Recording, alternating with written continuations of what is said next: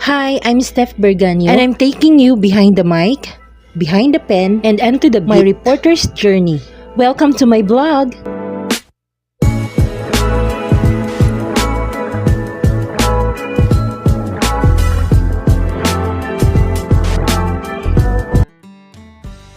Guys, biyahing Gardenia Taguluan plant ang atong peg karon. Kauban of course ang among mga friends from media, especially Legit M. Charot. So, going namin din sa may Santa Cruz Taguluan, pasulod namin sa ilang planta, mga friends. O, pag-abot pa lang na mudaan, gitabo na din ni Gardy. Ang kitipay kaay nila nga mascot niya si Gardenia.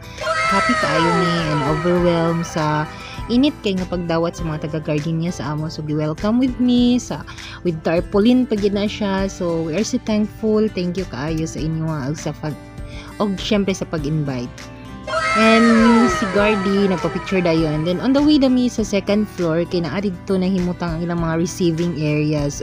Diya pa lang daan sa entrance no, gitabo na pud mi sa ilang mga products like this. Like naa diri no ang ilang mga products nga bago pud gi-introduce.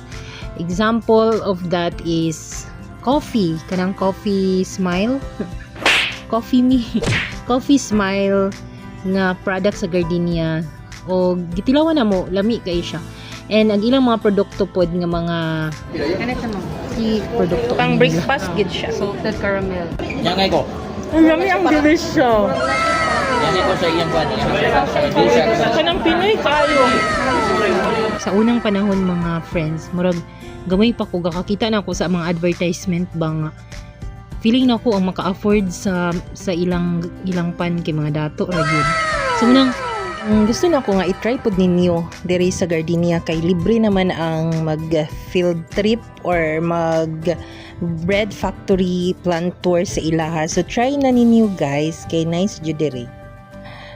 The first time nga nag-anhid mi diri katong business summit, so ganahan kay ko kay tour gyapon to sa media, and then kanina ang ikaduha, and I'm so thankful gid sa ilang warm welcome sa mga taga Gardenia. Grabe knowing Gardenia nga grabe kay siya kasikat no nya establish first and only lang din higid ni sa Taguluan, Misamis Oriental.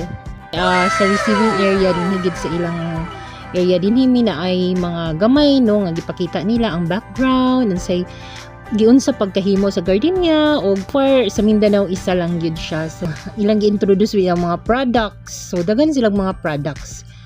Nga after ana sa ilang pag-introduce mga statements nga ilang gihatag pud sa mga media, gitur dayon mi nila sa ilang tibuok plant. So dito nila gipakita sa amoa. Actually off the record gid ang tour kay mga kanang kung ikaw ray mo adto dito ikaw ray makakita in your two eyes except lang gyud no sa except lang gyud ani nga area kani nga area gitawag ning spiral atoy kani ra gyud nga area ang among gibalik-balikan og video because gi-allow nila nga pwede ra mi mag-videoan ng gatuyok-tuyok nga pan diha nga lami kay tan-awon na feeling na ako init pa jud kaayo siya and dot kay tan-awon ang mga slice ang kwan. Actually ang Gardenia is walay touch sa human.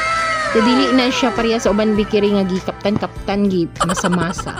Ilaha is all is machine gyud. Munang dili na sa nila ipakita. Ingon sila nga how do you say when it is made of love kung wala human touch.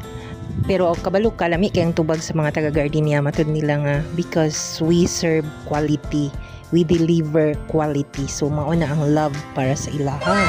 Wala mo kung makakita mo aning mga lock nila sa ilang pan. Ipasabot jud pag ayon ni Ma'am no, Ma'am Tricia. For us to be able to know kung fresh ba ang na-deliver sa mga tindahan na pinupuntahan natin is we have orange. Nganong tan. Kasi iba-iba ang delivery schedule ng mga tindahan. Meron kami tinatawag na MWF, meron din DTH. Paano po ba kain po talaga dito is Pwede lang ang video. meron po ang Tissue. So, feel free to try po. Ano di ba makukuha na? Kuna! Ani kay ipatilaw gid mi nila sa milky, creamy and classic Gardenia. So Thankful kaayo ni labi na gid pod ni Ma'am Ayesha. And kay Ma'am Queenie and to all Gardenians. Thank you so much for this opportunity. Thank you po. I love you all.